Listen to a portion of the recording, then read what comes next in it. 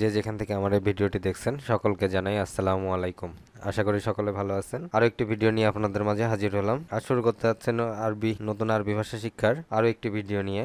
এই ভিডিওতে জানাবো আরো কিছু নতুন শব্দ এবং শব্দের যোগে কিছু বাক্য, যে বাক্যগুলো আপনারা ভালোভাবে শিখতে পারবেন এবং শিখে আপনাদের যে ভাষাগত সমস্যাগুলো আছে তার সমাধানে একটু হলেও নতুন কোনো কিছু খুঁজে পাবেন।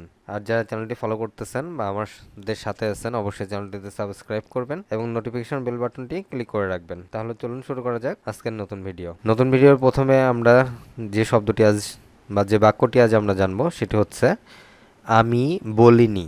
অর্থাৎ কোনো কিছু যদি না বলে থাকেন এটি আমরা আরবিতে বলবো আনা মাফি গুল। আনা মাফি গুল। এখানে মাফি বলতে না, কোনো কিছু না বোঝাতে মাফি বলা হয়, মাফি শব্দটা যোগ করা হয় বা বলা হয়। আনা বলতে আমি, গুল বলতে বলা। আমি বলিনি, আনা মাফি গুল। পানি দাও। পানি দাও। জীব ময়া, এখানে ময়া অর্থ পানি, আর দেওয়া কোনো কিছু দেওয়া এটাকে আরবিতে বলা হয় জীব। সে কে? কাউকে যদি না চিনে থাকেন আমরা এই ধরনের প্রশ্ন করে থাকি যে সে কে, আমরা এটা আরবিতে বলবো মিন হুয়া। সে কে? মিন হুয়া। কে আসছে? কে আসছে? এটা আমরা আরবিতে বলবো মিন নফর ইজি। মিন নফর ইজি। এখানে নফর বলতে এখানে কোনো ব্যক্তিকে বোঝায়, নফর অর্থ লোক বা ব্যক্তি। যেহেতু কে আসছে এটা আমরা কোনো ব্যক্তিকে উদ্দেশ্য করে বলে থাকি, তো এটা আমরা আরবিতে বলবো মিন নফর ইজি। কে আসছে বা কোন লোক আসছে, এটাকে সংক্ষেপে বলবো মিন নফর ইজি, কে আসছে। আমি অসুস্থ। যদি কেউ অসুস্থ হয়ে থাকে এটাই আরবিতে বলবেন আনা মারিদ। আমি অসুস্থ। আনা মারিদ। মারিদ অর্থ অসুস্থ হওয়া বা ক্লান্ত হওয়া, আরবিতে বলা হয় মারিদ। আনা বলতে আমি। একটু অপেক্ষা করুন। একটু অপেক্ষা করুন, এটিকে আরবিতে বলা হয় লিসা। সংক্ষেপে বা একটা শব্দ দিয়ে বোঝানো যায় যে লিসা। এখানে অপেক্ষা করার আরেকটা আরবি শব্দ আছে, সেটা হচ্ছে ইন্তেজার। ইন্তেজার এই শব্দটিও ব্যবহার করতে পারেন। তো এটি আরেকটু সংক্ষেপে বলা হয় লিসা। এটা এখানে রাখো। কোনো কিছু রাখতে বলতেছেন, এটা আরবিতে বলবেন হাদা খাল্লি মিন্নি। হাদা খাল্লি মিন্নি, এটা এখানে রাখো। আপনি ঠিক আছেন? কাউকে জিজ্ঞাসা করতেছেন বা সে অসুস্থ কিনা, এই ধরনের প্রশ্ন বা এই ধরনের কোনো সময় আমরা এই ধরনের প্রশ্ন করে থাকি যে আপনি ঠিক আছেন। এটা আমরা আরবিতে করবো এইভাবে হালা ইনতা বিখায়ের। হালা ইনতা বিখায়ের। এখানে হালা বলতে আর কি ইনতা, হালা ইনতা বলতে আপনি আছেন, আর বিখায়ের বলতে ঠিক থাকা বা ভালো থাকা। বিখায়ের বলতে ভালো থাকা বা ঠিক থাকা, যে আপনি ঠিক আছেন, এটা হালা ইনতা বিখায়ের। আমি তোমাকে চিনি না। কাউকে যদি না চিনে থাকেন তাহলে এটা আরবিতে বলবেন আনা মাফি মালুম ইনতা। আনা মাফি মালুম ইনতা, আমি তাকে চিনি না বা আমি তাকে জানি না। এখানে মালুম বলতে চেনা বা জানা বোঝায়, আর মাফি শব্দটি না বোধক বাক্যের ক্ষেত্রে মাফি ব্যবহার করা হয়। তাহলে আমি, আনা বলতে আমি, আর তোমাকে বলতে ইনতা বোঝায়। ইনতা আরবিতে ইনতা বলতে তোমাকে বা তুমি বোঝায়। তাহলে আমি তোমাকে চিনি না, আনা মাফি মালুম ইনতা। বা এখানে এইভাবেও কথাটা বলতে পারেন যে আনা ইনতা মাফি মালুম। আনা ইনতা মাফি মালুম, যেভাবে ইচ্ছা এটা বলতে পারেন। আমি বাসায় কাজ করি। কেউ যদি বাসায় কাজ করে থাকে তাহলে এটা আরবিতে আনাফি শোগল বেইত। আনাফি শোগল বেইত। এখানে বেইত বলতে বাসা, বাসা বা বাড়ি বোঝায়। আনাফি বলতে আমি করি, আর শোগল অর্থ কাজ।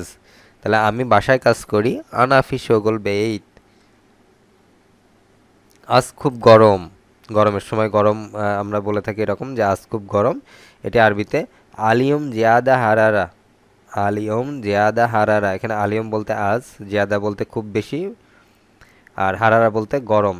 আজ খুব গরম বা আজ খুব বেশি গরম, যেটাই বলেন এটিকে আরবিতে বলবেন আলিয়ম জিয়াদা হারারা। এই লোকটা খুব ভালো। কেউ যদি ভালো হয়ে থাকে তাহলে এটা আমরা আরবিতে বলবো হাদা নফর মিয়া মিয়া। হাদা নফর মিয়া মিয়া। এখানে মিয়া মিয়া বলতে ভালো বোঝায়, খুব ভালো বোঝায় এই ধরনের। নফর বলতে লোক, হাদা বলতে এই লোকটা বা এইটা বোঝায়, এইটাতে হাদা। তুমি দেখো নাই? তুমি দেখো নাই, ইনতা মাফি শুফ, তুমি দেখো নাই, ইনতা মাফি শুফ, দয়া করে, কাউকে দয়া করে বা অনুগ্রহ করে কোনো কিছু করতে বলতেছেন, সেক্ষেত্রে আমরা এটা বলবো মিন ফাদলিক, দয়া করে, মিন ফাদলিক। এই রুমটা খুব ছোট, এই রুমটা খুব ছোট। হাদা গোরফা জিয়াদা সাগির, হাদা গোরফা জিয়াদা সাগির। এখানে হাদা বলতে এইটা বোঝায়, গোরফা তো রুম, জিয়াদা বলতে খুব বেশি বা খুব কোনো কিছুকে জোর দিয়ে খুব বেশি বোঝাইতে, সাগির অর্থ ছোট। তো এই রুমটা খুব ছোট। হাদা গোরফা জিয়াদা সাগির। তোমার কাজ শেষ? কারোর কাজ শেষ হয়ে গেলে প্রশ্ন করি আমরা এভাবে যে তোমার কাজ শেষ, এটা আমরা আরবিতে বলবো ইনতা শোগল খালাস, ইনতা শোগল খালাস, না বাকি আছে, অলা মাফি খালাস, না বাকি আছে, অলা মাফি খালাস। সে গতকাল এসেছিল, সে গতকাল এসেছিল, এটা আমরা আরবিতে বলবো হুয়া ইজি আমস, হুয়া ইজি আমস। এখানে গতকাল, আমস অর্থ গতকাল, এসেছিল অর্থ ইজি, হুয়া বলতে সে।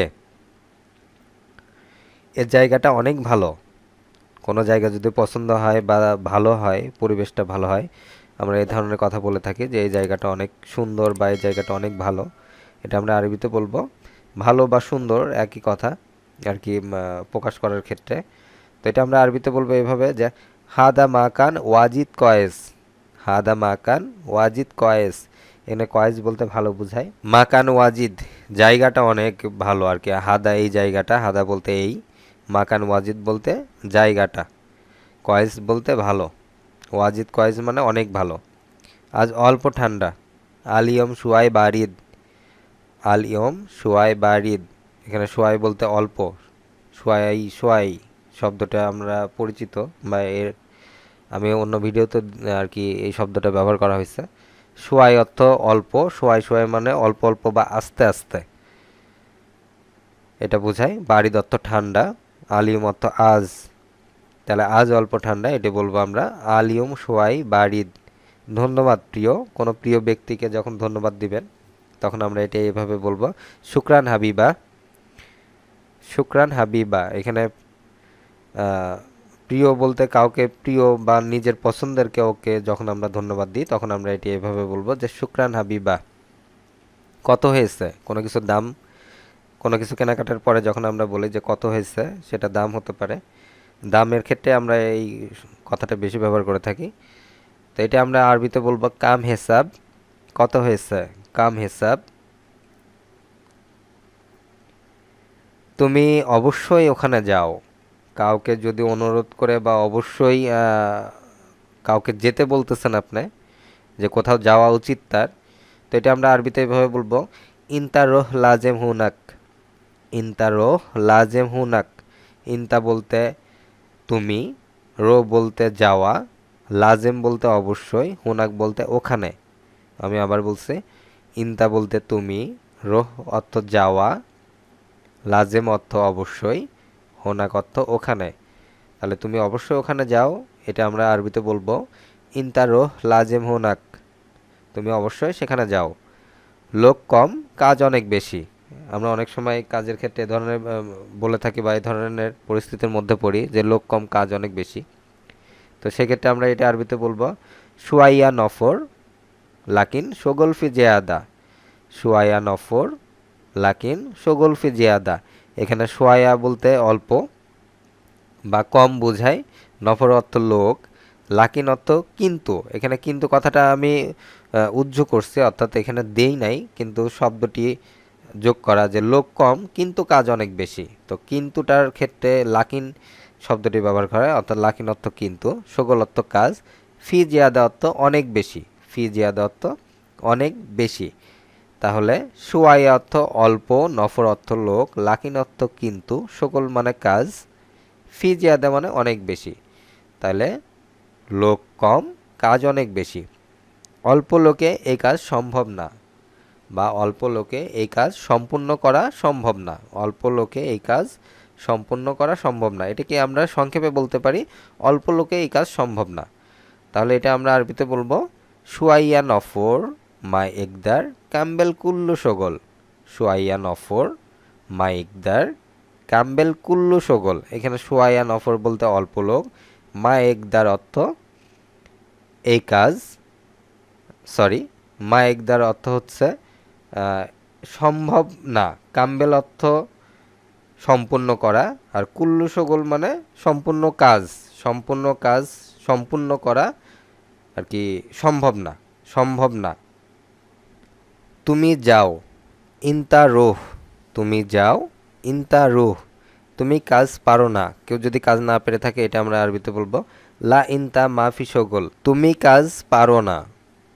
এটিকে আর আমরা আরবিতে বলবো লা ইনতা মাফি সগল। এখানে লা বলতেও মাফি যেমন না বোঝা, না বোধক কিছু বোঝায়, লা অর্থ সরাসরি না বোঝায়, লা অর্থ না। এখানে তুমি কাজ পারো না, এখানে লা অর্থ না, ইনতা অর্থ তুমি, মাফি মানে পারো না, না পারা। ব্যাপারটা একটু আরেকটু ভালো করে বোঝাই। লা অর্থ না, মাফি বলতে কোনো কিছু না বোধক বোঝায়, সেক্ষেত্রে মাফি। আর সগল অর্থ কাজ, অর্থাৎ তুমি কাজ পারো না, লা ইনতা মাফি সগল। বাজারে যাই আনারু সুক, বাজারে যাই, এখানে সুক অর্থ বাজার, রুহ অর্থ যাওয়া, আনারুহ মানে আমি বাজারে যাই, বা আমি এখানে কথাটা উজ্জ্ব করা হয়েছে, যেটাকে না দিলেও হয় যে বাজারে যাই, আমি বাজারে যাই, কথাটাকে সংক্ষেপে করে বাজারে যাই। তাহলে এটা আমরা আরবিতে বলবো আনারু সুক, আমি বাজারে যাই বা শুধু বাজারে যাই একই কথা। এই মোবাইলটা নাও, শিল হাদা জাওয়াল, এই মোবাইলটা নাও। শিল বলতে নেওয়া, হাদা বলতে এই, আর জাওয়াল অর্থ মোবাইল। তাহলে এটা আমরা আরবিতে এভাবে বলবো যে শিল হাদা জাওয়াল, এই মোবাইলটা নাও।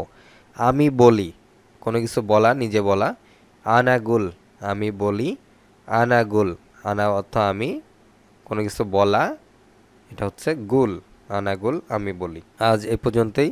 ভিডিওটি যদি ভালো লেগে থাকে অবশ্যই চ্যানেলটিতে সাবস্ক্রাইব করবেন এবং কমেন্টের মাধ্যমে জানাবেন ভিডিওটি কেমন লাগলো। যদি কোনো প্রশ্ন থেকে থাকে সেটাও কমেন্টের মাধ্যমে করবেন এবং জিজ্ঞাসা করবেন। আর পরবর্তী ভিডিও নিয়ে আবার হাজির হব। সে পর্যন্ত সকলেই ভালো থাকবেন। আল্লাহ হাফেজ।